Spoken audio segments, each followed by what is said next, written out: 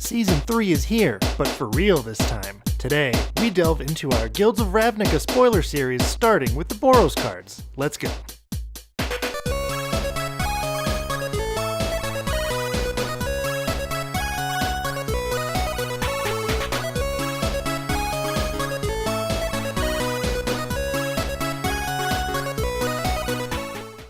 Hello, everybody, and welcome back to Commanding Magic. It's Season 3. It's finally here. Episode 1.1. Travis and Brandon here, coming at you today with some Guilds of Ravnica. Brandon, how do you feel about Guilds of Ravnica? I'm stoked. I am very stoked. I honestly wasn't too stoked about going back to Ravnica at first, if I'm honest, because we've been back already, and we've been back again already. This was return to Ravnica. This is the set that we always joke around about and threaten, saying, return to justice of battle for nightmares, whatever it may be. But I didn't really know what to think. I knew where the story was going, but now that we're actually back on Ravnica and we're seeing all the cards that have the guild associations with them, and especially the artwork, I mean, I can't sing its praises enough. Like it feels like Ravnica. I mean, it's just Ravnica. Like the real story really hasn't happened yet. We're leading up to it, right? We're here for a reason. All plot points converge here. Right. It's like the center of the multiverse. Except maybe? I don't know. Except maybe. But so following on the heels of how we did our Rivals of Ixalan review, this is going to be separated into a few separate videos. And instead of doing it color by color, we're actually going to do it by guild this time. So this episode is going to be going over the Boros cards. And if you take a look at Mythic Spoiler, we're essentially just going to be going down the columns of each one. Mm-hmm. So the Boros set review will also include the white cards. The what's the next one? I scrolled down too fast. The Is It one will include the blue cards, and so on and so forth. And we're just going to see how it goes this time, and if it goes well doing it this way, we'll probably follow suit for the next set, which is also going to be Ravnica Allegiance, whatever. But yeah, Season 3, Episode 1.1. Season 3 came into existence earlier on this year, and then we just dropped off the grid for a while. Travis started furnishing a house, and Brandon had another kid. Had another baby. So that's the reasoning for doing our Lost Episodes 2 series. But coming back, we didn't want to start over with another Episode 1, but didn't quite want to go into Episode 2. So this is Season 3, Episode 1.1, and we're starting off our Guilds of Ravnica set review with Aurelia, Exemplar of Justice. This is our 4-mana 2/5 legendary angel with flying and Mentor. Mentor is going to be one of the new mechanics in this set that says, whenever this creature attacks, put a +1/+1 counter on target attacking creature with lesser power. So Aurelia, Exemplar of Justice is essentially exemplary, helping out the rest of her army. Right. And as we go on, we're going to see more Mentor. I think it's a really cool mechanic. I think it fits well in Boros. Her lower power really helps that ability a lot. Yeah. She can hit the 3-power creatures and stuff like that. Yeah. I really like her power and toughness a lot. She lost a power, but gained toughness between War Leader and Exemplar of Justice. So why don't you tell us about what she does, though? Yeah, I'm just going to go ahead and bring up Aurelia, the War Leader, here just to have it as an example. So you said that you think Mentor, her lower power does what? Helps to buff up like the 3-power creatures. Wouldn't it help buff up the 1/1 creatures? The 1-power creatures, and then wrong direction. Right. Yeah. So, but I mean, a lot of times in Boros, you have a lot of cheap creatures that have either like nice. I know about that firsthand. Right, nice abilities, and I mean, it just compounds over time, right? Because they're +1/+1 counters. It's not +1/+1 till end of turn. Right, it's permanent. Yeah. So the other ability on Aurelia, Exemplar of Justice, is at the beginning of combat on your turn, choose up to one target creature you control. Until end of turn, that creature gets +2/+0, gains trample if it's red, and gains vigilance if it's white. So if she's the only creature, she becomes a 4/5. That's still fine. Okay, so can you tell me how do the triggers stack for this? Does Mentor go first, or does the beginning of combat? It's beginning of combat, right?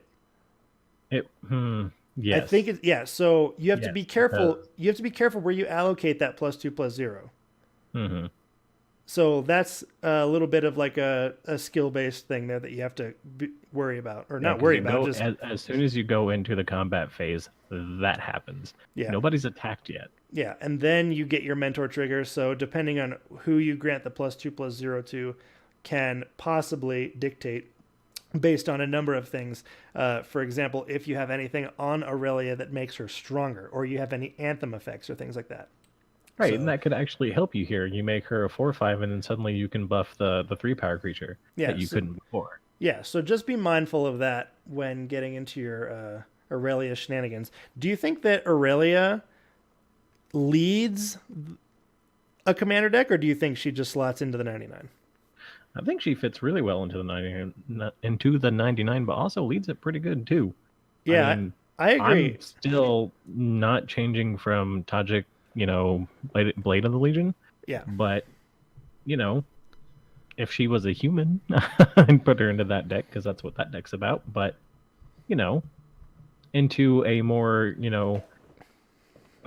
I don't know, differently built Boros deck, she'd fit great. I think that I mean Aurelia the War Leader. I think it's pretty clear here that Aurelia the War Leader leads the the deck more than Aurelia Exemplar of Justice.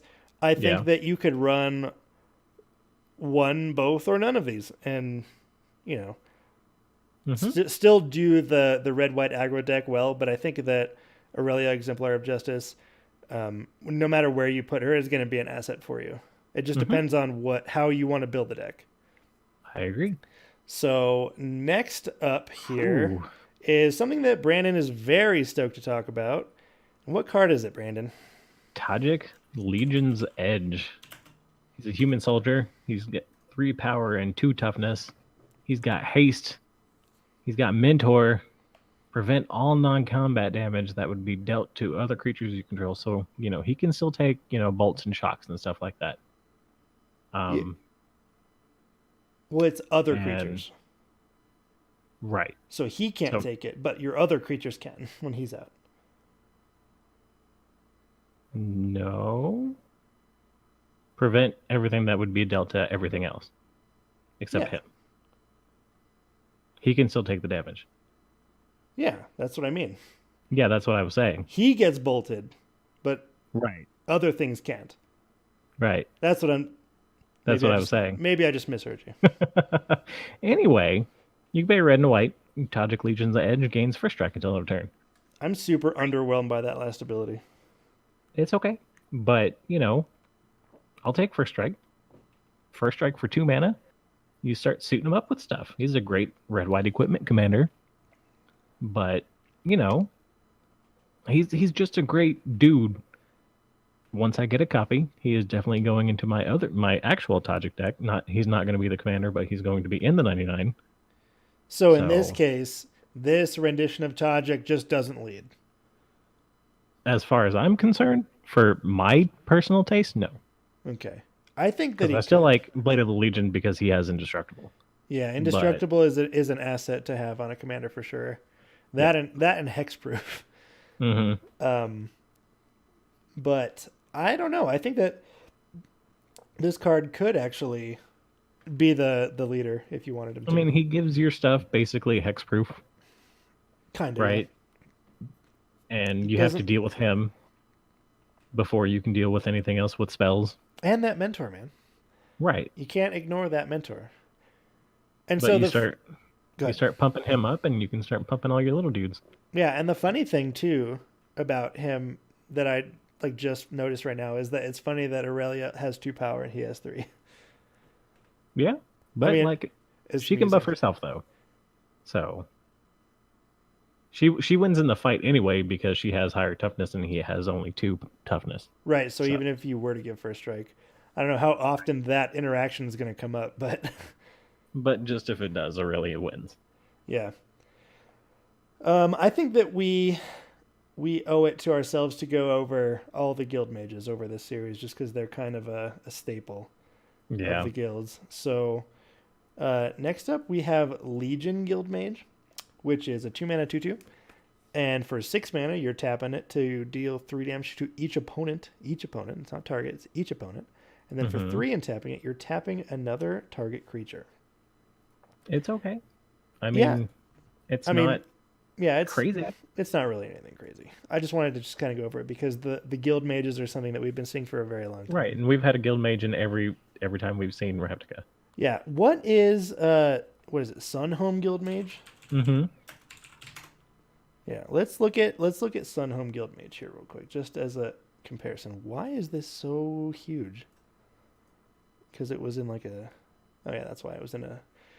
For some reason, the image doesn't gather. If it was in a like a specifically like supplementary product, the images are like really big. Okay. So Sunhome Guildmage being 2 for a 2/2, and then for 3, just 3, you don't have to tap him. Creatures you control get +1/+0, and then for 4, put a 1/1 red and white soldier with haste onto the battlefield. Yep, there's just big old mana dump. Yeah, so I don't know. I think that Sunhome Guildmage is better than Legion Guildmage. I don't know. I just think that they're asking but then way go too to much. Boros Guild Mage, and it's even better. Oh yeah. Whew, man, that's funny. I forgot about this card. And so this is 2 hybrid mana. So white, 2 white, 2 Even easier to cast. 2 white, 2 red, 1 of each. It's whatever. For your 2/2. For 1 in a red, you're giving something haste, and for 1 in a white, you're giving something first strike. Wow, yeah. They have over the years made guild mages worse. Really bad. for some reason. But yeah. But what can you do?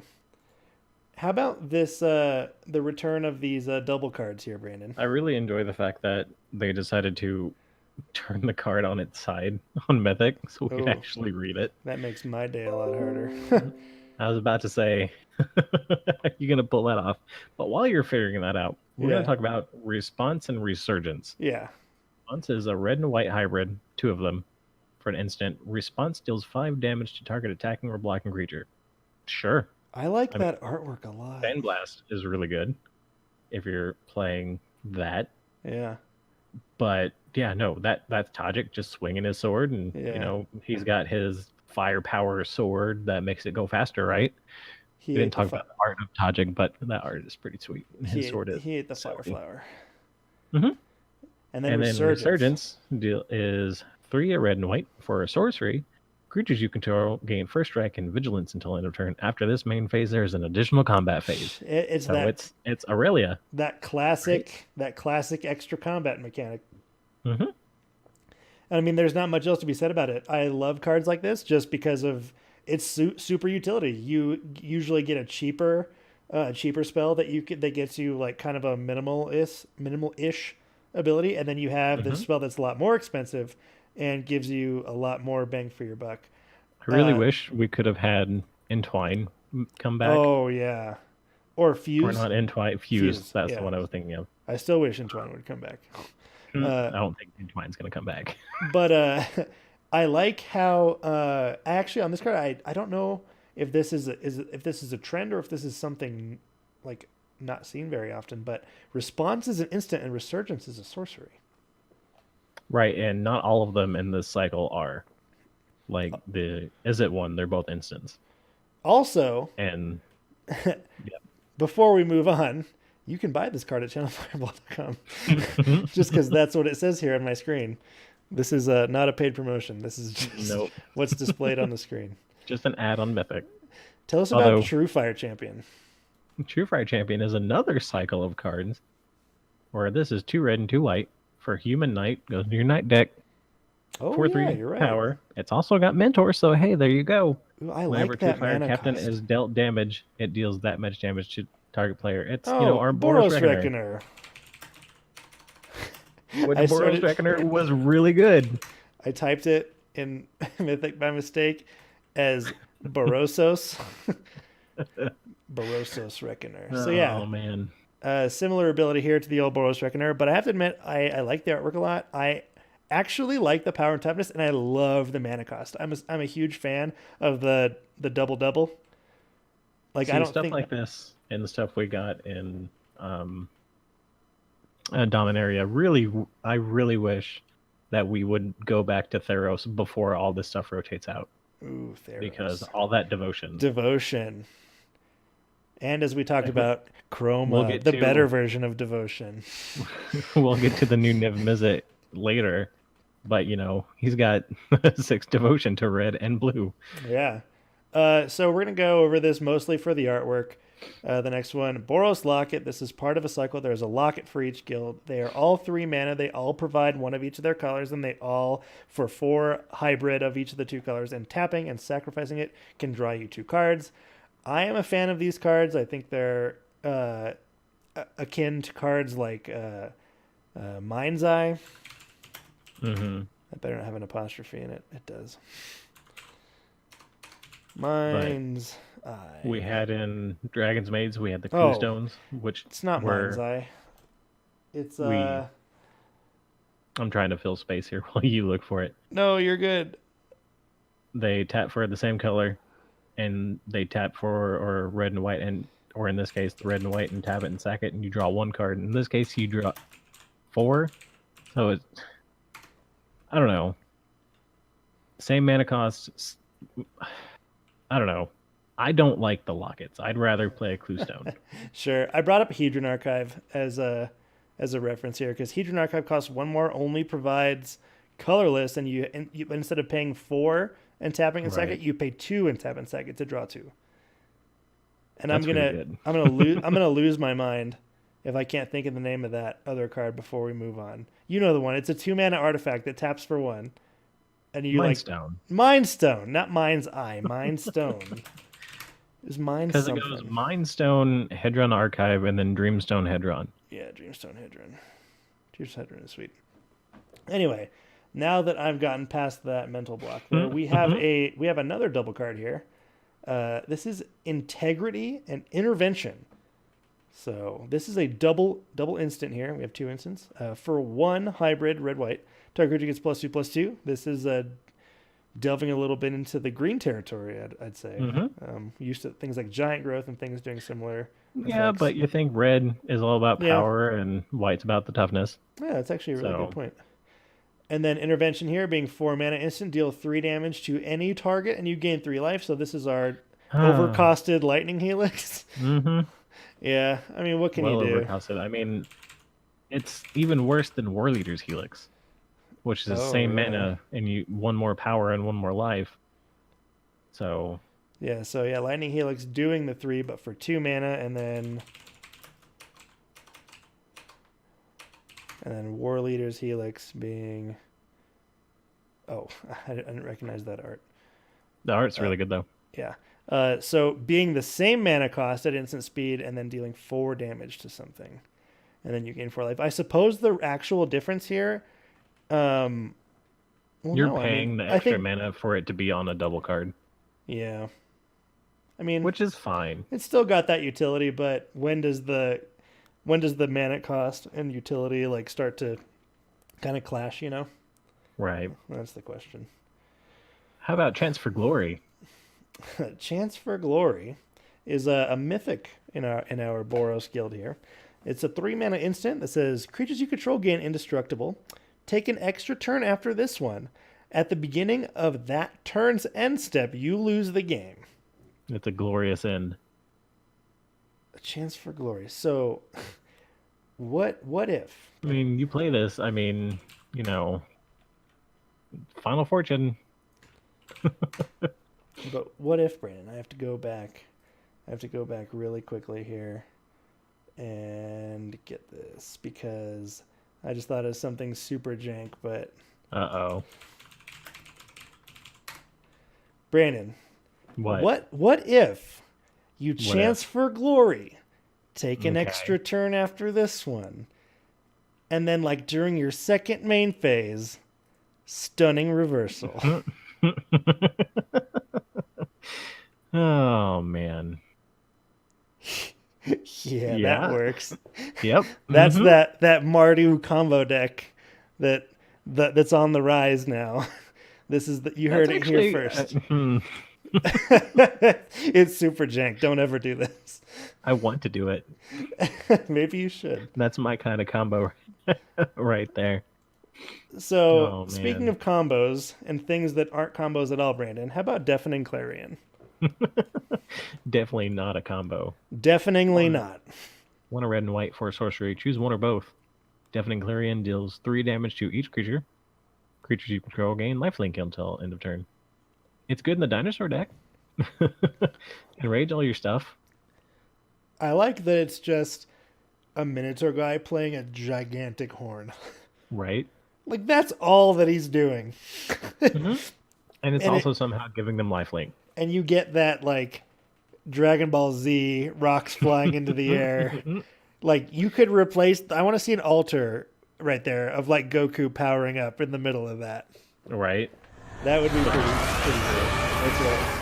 He's the light of the universe, or whatever it is that he says. So Legion Warboss is not the light of the universe, but it is 3 for a 2/2 Goblin Soldier with Mentor. Mm-hmm. So without reading the next ability, Brandon, Mentor. How does this Mentor enough to go into Tajik? Yes. So Because it's a soldier. Oh, okay. It could still fit that tribal type. So at the beginning of combat on your turn, create a 1/1 red goblin creature token. That creature gains haste until end of turn and attacks. Until end of turn and attacks, but you don't have to sacrifice it at the end of the turn. Right. Yeah, so that's actually the thing that's is actually pretty here cool. is that beginning of combat, like we talked about before, he's going to make the token, and you buff that token, so that token becomes a 2/2. Yeah, that's a good point, and that actually makes me glad that we talked about that sort of sequencing earlier. So yes, if I do happen to get a copy of this, I will try and see how it goes in Tajik, but that's that deck's pretty well built already. Yeah, I know the feeling of just being like, oh god, there's something new. No, as you almost don't want anything new to be printed. You're like, this deck is good how it is. Just or you're like, oh man, I have to build a second one.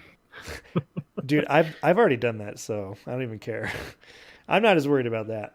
Why don't you tell us about Light of the Legion? A card that I am worried about. 6 mana for a 5/5 angel. It has flying. It's got Mentor, and when it dies, you put +1 counter on each white creature you control.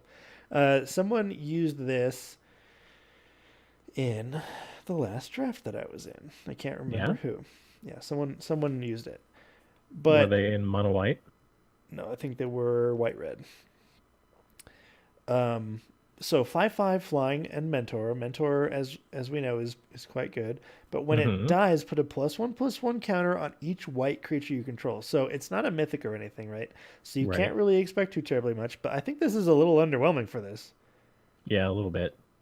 You know, I mean, this could potentially have a slot into Tajik, mostly because that deck is primarily white over red.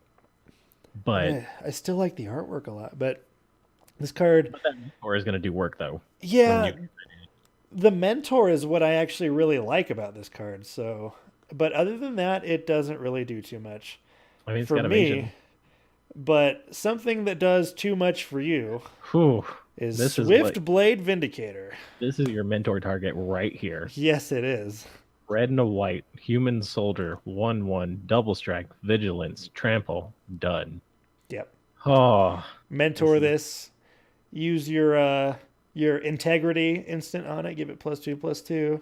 This is the card you want while you're running the Odric that is keyword soup. Oh yeah. All your dudes keywords. I think it's Lunarch Marshal. Yeah, you're absolutely right. So shout outs to Colin, #miss you Colin, needs this for his Odric deck is just Odric. It's just mono white. Yeah. But if by any chance you end up having these two cards out together, I will, because that Odric is in my deck. Yeah, you're about to do work if you're running that. Give all your dudes double strike, vigilance, and trample.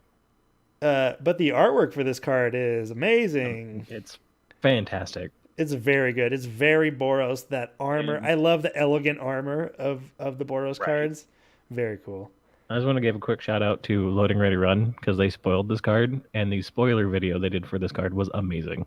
Nice. So go check them out if you want to see some Some great hijinks. content. Some hijinks, I'd say. I just want Hmm. to go over Boros Challenger here really quick because of the artwork. It itself is 2 for 2/3 with Mentor. So say that, if its second ability were anything else than what it is, I think I would like it a lot more. But at the same time, I understand that you could argue that that's actually good because buffing Boros Challenger itself makes Hmm. Mentor more potent. But at the same The time, higher, that's 4 mana. right, the higher power that, well, I mean, you're dropping him turn 2, right? Okay. So you drop Switchblade Vindicator turn 3. You have Okay. nothing else to do. Maybe you keep a shock in hand, something silly. Hmm. Um, Turn 4, nothing else. Go to attacks. You're buffing your Vindicator. You know, But I think you have to consider. I think you really have to consider that on turn 4, if this is your best option, hey, and I'm, you're also paying 4 mana for a +1/+1 counter. right, but still, I mean, and we're dipping into the uncommon territory here, but I know, but in that deck is going to go fast. I've killed hashtag miss you, Colin by turn 5 with my Tajik deck a long time ago jeez, because of I wonder just what was drew in his nuts. opening hand. But yeah, So here's my, I mean, here's even my a good counter argument to what we were talking about here is that Goblin Banneret 1 for a 1/1 with Mentor, and then you give him +2/+0 for 2 mana. So he doesn't necessarily become more sturdy himself, but you're paying hmm, half the amount to give him the stat that matters for Mentor. right. But what's going to happen here is when you attack, I mean, hopefully you're attacking into an empty board, but when you're not, it's going to die because it's not buffing its toughness. So you're going to at least get to mentor something. But other than that, it's Yeah, going to so die. like I mean, Banneret turn 1, Swiftblade Vindicator turn 2, turn 3, and I don't know, like again, so perhaps I'm making a counterpoint against Turn myself. 3, Transfer Glory, and then. Yeah, and then you just lose the game. Perfect. I mean, that's what Boros usually does, right? Hey, Shots fired. All right, anyway, I think Justice Strike yeah, is pretty good, though. but that art Red and though, white, right? We should have made that our background. I didn't even think about it. I didn't either. So it's an instant target creature deals damage to itself equal to its power. That's Why you the hitting yourself? Why you hitting yourself? Justice Strike art. Let me see if there even would have been anything. Okay. Kinda. So while you're looking for that, Sun Homestar What's okay. It's a 2 mana 2/2 first strike mentor. Oops, sorry. So is Sloth Cutter. one thing that I actually want to touch on here really quick for Justice Strike is that Mm-hmm. and this isn't the first instance of this, but I'm just gonna go ahead and I don't know, Justice Strike your Phyrexian Obliterator. Oh, Whenever a source deals damage to Phyrexian Obliterator, that source's controller sacrifices that many permanents.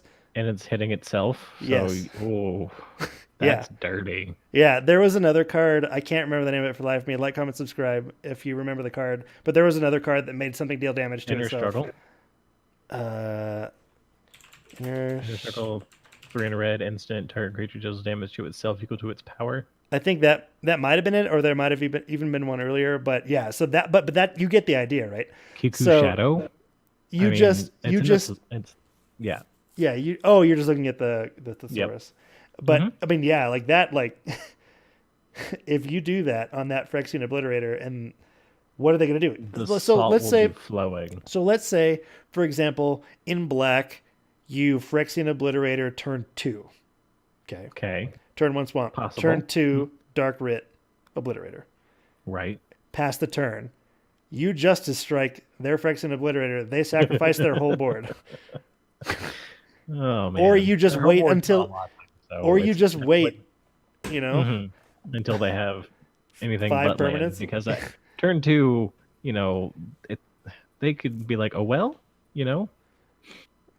If What I do you lost do? all my permanents on turn 2, I would be very upset. But Oh anyway, man. Sunhome Stalwart featuring some great artwork. Just having an artwork themed deck with all of these spectacularly armor clad soldiers Right? and knights from across the whole saga of Ravnica, Ravnica. you know? Mm-hmm. Swap Um, cutter's okay. Vigilance and deals damage to thing when he attacks. to each So creature, I mean, I suppose it cleans up token decks and stuff. He has Vigilance, yeah, which is nice, so he can then block tokens as well. But then again, it's also 6 mana for a 5/5, which is a little bit not that great. it's not what you want to be doing in those colors that late. Yeah. And Nothing else is really we're good. we're just I want to going. I want to talk about Garrison Sergeant I real was quick, just gonna say that. just because it's a It's a Viashino and that's it. Viashino. Yeah. But at That's 5 it. for a 3/3, having double strike as long as you control a gate. Really easy. I Um, mean, it's not our format, but draft. You know. yeah, butt draft. Hammer dropper though. Want me to put the hammer You down? want me to put the hammer down? hmm 4 mana for a 5/2 mentor. It's bad. I just wanted to make that reference. Reprint of Sky Knight Legionnaire with I great artwork. I like it. I think the original Skylight Legion Lorgan. Sky Knight. Oh, it's I spelled it night as in dark. So just as a contrast here, I want to pull up the original artwork here. I I I just love the new artwork a lot more. I think the original artwork is so this actually brings up a point that I have been wanting to bring up for a while, but the opportunity has it's been like a hindsight type of thing. Like that's very classic Magic artwork right there. Yes. But the point that I want to make is that cards that are for like representing, so in this case, a knight riding on something. hmm But we've also seen instances where the person, the unit riding on top of the mount is way overshadowed by the mount itself, Right. making the artwork a little bit confusing. And I've seen that talked about even on some YouTube channels. I've seen people talk about the mount itself being the card, hmm and Not the dude on the mount. Yeah, and I understand how that can be misconstrued. And at the same time, I feel like an idiot because I'm thinking of this off the cuff, and I can't think of anything off the top of my head as an example. But there's one card in particular, and if I think about it, I'll put it in post and like do a little aside for it. Mantis Rider. I mean, that's a pretty good. Sure, let's just bring that up. The Mantis is huge, and the dude's tiny. Yeah, so here you would think, oh, this giant, bug here, but it's a human monk. So actually, the Mantis Rider is this bitty guy up here. The focal point of that artwork is, I mean, my eyes are drawn to the Mantis. For sure, yeah. I totally agree with you.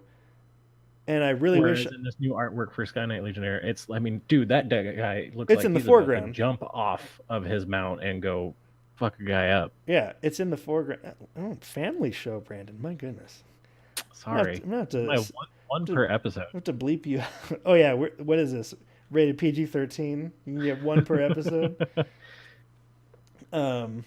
So dropping down here. Wow, we really actually powered through this, even though it's been a half hour. New artwork for Sacred Foundry, which I actually like the really original Sacred Foundry more. Yeah? Yeah, I mean this is actually the third time we've had new art for Oh, yeah. the Shocks, right? So Count the expeditions, Travis. oh no, I'm not counting those. Those aren't real. The original Sacred Foundry has a lot of that classic Yeah. feel that we're kind of were used to, I suppose. The Gate Crash one is the one that I think most people are used to, the one with the big anvil in the middle. I think that one does the best job at conveying what the land actually is. Mm-hmm. The new one, though, just looks to me like a war zone. Good. It looks like things are on fire. It looks like... Good. I like it. I mean, is that the Boros like hand in the background? Red, white. Yep. That's the Yeah, guild symbol. yeah, that's cool. And is that going to be a theme that we see? I think so But because s- the spoilers, but it's something's gonna happen, sure. and there's gonna be a lot of fighting. So would that be this new one be your favorite art for Sacred Foundry? No, I still really like the Gate Crash one. The anvil? Yeah. Okay. hmm I'm glad we can agree on that. One other However, thing, I do like the new arts for the guild gates though yeah, over the old ones. I can pop those up real quick though, not for long though. Something that I do want to spend a little bit of time talking about that I really enjoy, and actually was a, a funny text message I received from Brandon last week. I was drafting guilds with my play group here in Colorado, and as my P1 Divine Visitation foil. I mean, it didn't help that I was already wanting to get one foil. Right. But at 5 mana for an enchantment, if one or more creature tokens would be created under your control, that many 4/4 white angel creature tokens with flying and vigilance are created instead. So I understand that this is a very situational card and that it might deter people I for mean, that reason. I'm not gonna lie. I could easily run this in. Um, I'm gonna forget his name now. It's my probably most competitive deck, and gave, Gave? Yeah. but I don't. I just don't. So a funny thing, I have actually heard a lot of this card being put into the same category as cards like Anointed Procession, and hmm even so far as some people like putting Doubling Season, even though I think that it's pretty clear that Doubling Season is probably the more powerful card here. However, Yeah. set side by side on your battlefield, you're Oh creating yeah. double 4/4 angels, and I think that that's a lot of the reason where you have these you have these similar effects. What's that one card? Angelic something that makes like turns one Makes it. ones into 4/4s or whatever. Div- I have no idea. uh, it's an expensive card, mana cost wise. It costs 7 mana, I believe. Entreat the angels? No. No, but it's kind of like that. Maybe it's benevolent something. I know the artwork on top of my head. Um, let me see. Let me see if I can really quick bring it up here. Oh yeah, here we go. Devout Invocation is 7 mana. Tap any number of untapped. Okay. Tap any number of untapped creatures you control. Put a 4/4 angel onto the battlefield for each creature tapped this way. Divine Visitation reminds me of Devout Invocation more than it reminds me of Doubling Season, but I hmm understand why it gets put into maybe like a tier 2 in the category of things that double your things or do things with your tokens and the token strategies. I can see how this would kind of fit into like a tier Right. 2 category as far as that goes. I just am not a fan of the card. Yeah, and I mean that's totally cool. Are you a What fan was of? the what was funny about the text that I sent you? Because you said something and Oh never said yeah, anything about it. yeah. Oh, because I pulled it and I sent the picture of it to you, and he said, I think he said, it's okay. What else is in the pack? And I just said, I'm not replying to that. I was super hyped, right? And that Right. may have been because my play group has a few drinks when we play and hmm draft and things like that. But hashtag don't drink and draft. But Did but I don't know. I I was bring like, your I said high I'm down a not. little I bit? said I'm not letting you kill my high here, Brandon. I'm sorry. Does Bounty Agent kill your high, Brandon? A little bit. Does it? Hit one in white, human soldier, 2/2, vigilance, tap, sacrifice it, destroy target non or target legendary permanent that's an artifact, creature, or enchantment. It's okay. It's pretty good. Like, it's removal. So If you've got a way to recur this thing, great. I don't know. I think it's cool removal on legs in white Mm-hmm. because I mean you have your Banisher Priest, you have your Fiend Hunters, you have your What's the one cleric that costs 2 mana that destroys an enchantment? Whatever that one is. I know which one you're talking about. I just can't think of the name. Yeah, but this one kind of sticks around and acts as a threat. Mm-hmm. And so your opponent has to deal with this, and it's got vigilance. So you not only can you attack with it, and you know in a bubble of this set, you can mentor it, Mm-hmm. a bunch and keep making it bigger. But it also remains there saying, "Hey, are you sure you want to play that legendary thing?" Mm-hmm. Um, And there's plenty of targets for that. especially now, especially Oh yeah. after Dominaria, and especially after Yeah. Battle Bond, and Mhm. yeah, Get rid of your Muldrotha, yeah, you know, right. for 2 mana. Yeah. But for 3 mana, you can cast Citywide Bust, which is a euphemism, and it's a sorcery that says destroy all creatures with toughness 4 or greater. Mm-hmm. This it punishes the big creature decks, Sure does. and that's pretty much it. That's it. But for 3 mana though, Right. what's the And one that odds are if you're destroys? playing What's this, the other it's one like not that? you at all. What's the other one like that? It's another white board wipe. Can I scroll down and cheat and just look? Yeah. Uh, Retribution of the Meek. Bury all creatures with power 4 or greater. Bury them. Also at sorcery speed, a little bit easier to cast because of its single white. Oh, I should probably put it up on the screen, huh? There you go. As far as it's 1 white and then 2, as opposed to 2 white and then 1. Mm-hmm. Boop. How about Donna Hope, though? What do you think of that card? Donna Hope, the singer? I think I might have just made that up. I'm going to see if there's a Donna Hope. Is I think Donna that's Hope a okay. person? So, 1 and a white for an enchantment. Whenever you gain life, you may pay 2 if you do draw a card. And then you could pay 3 and a white and create a 1/1 white soldier creature token with lifelink. So it feeds that first effect with your tokens. Oh yeah, it's like it reminds me. A lot of cards remind me of this card. Mentor of the Meek. Mentor of the Meekle, as I typed it. Mentor of the Meek should have been reprinted in this set. I'm just saying. It But would I have been mean- very confusing for people. But I mean, Mentor of the Meek's been reprinted so many times. Oh well. Let's see how many times. 1, 2, 3, 4. He has 5 printings right now. Okay. But, I That's mean- better than Sin Triplets, which only has 1. That's fair. I'm still Where salty. do you even get one of those? I don't even know. I don't even know. But gaining life in white is easy. Paying 2, depending on what color you're paired with, is whatever. Oh, you know what else this reminds me of? Well of Lost Dreams.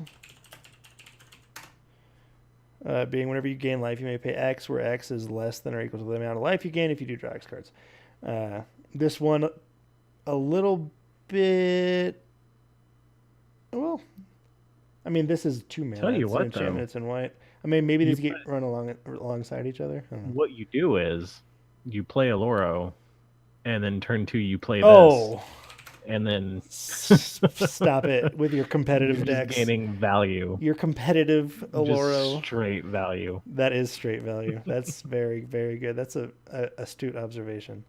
But another astute observation is the fact that Donna Hope is a senior lecturer at the Institute of Caribbean Studies and the Reggae Studies Unit, the University of West India, Mona, Jamaica.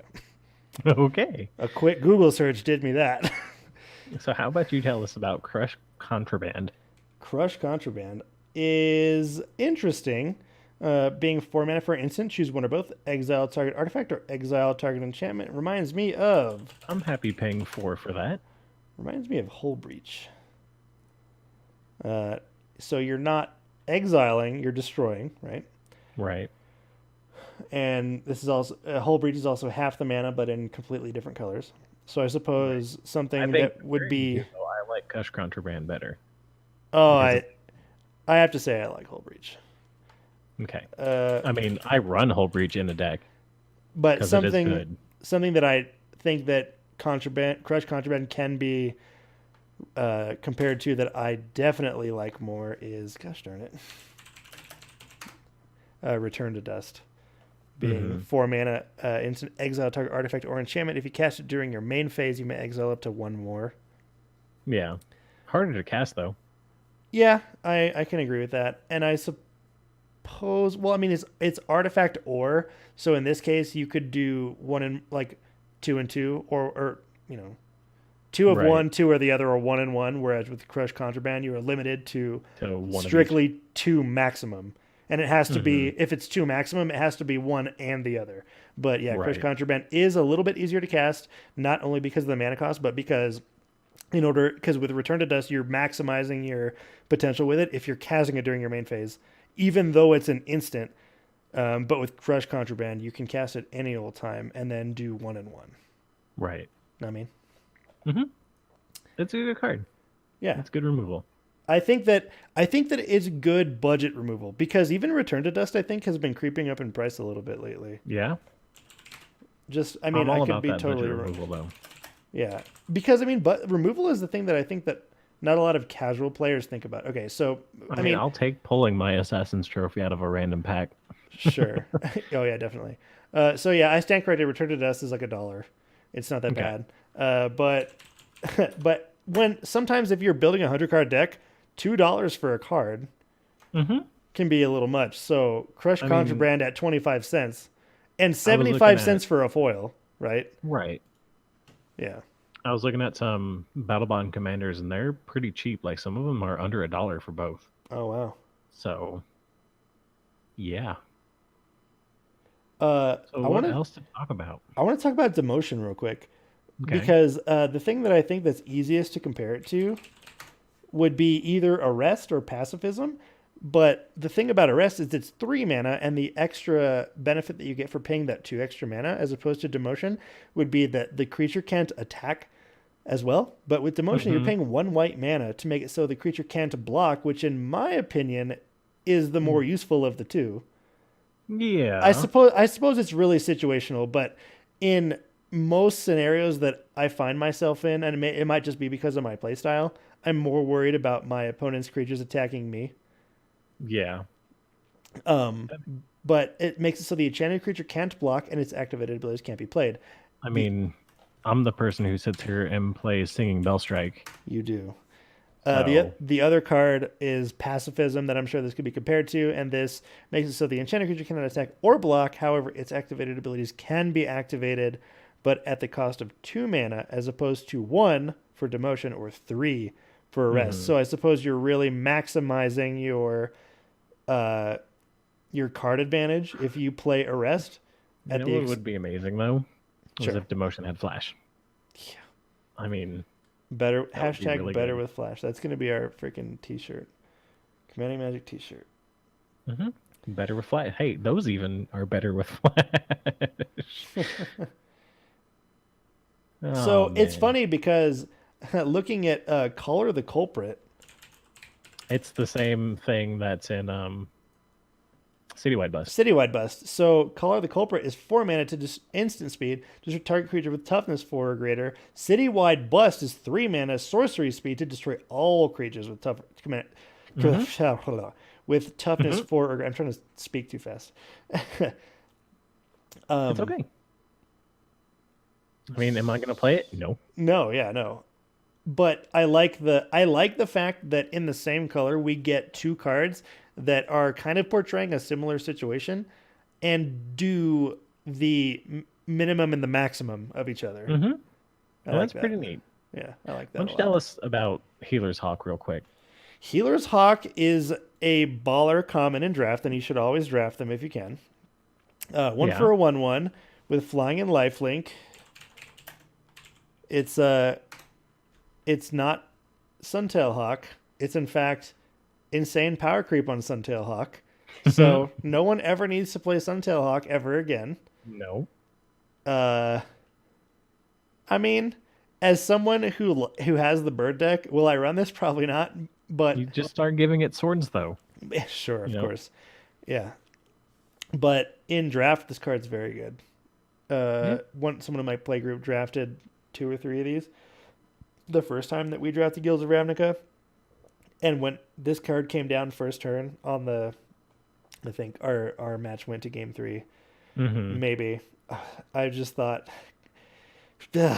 considering I was just playing some jank draft, so I wasn't really going to play anything till turn 2 or 3, and even then, if it was going to have flying, was a coin toss. I don't know. Yeah. Hunted Witness. It's good in Arena. Yeah. Oh, okay, sure. Hunted Hunted Witness. Witness is okay. I mean, it's your Doom Traveler. Yeah, that's exactly what I was going to bring up. Oh, Um, it's it. Okay, well, okay. So I guess it depends on what you're looking for here, because Hunted Witness creates a soldier with lifelink, but Doom Traveler creates a spirit with flying. So mhm. it just depends on how you're building your deck. Between if you're going to pick between these two, Yeah, what keyword you value more, or what creature type you value more, I suppose. yeah. Am I gonna play it?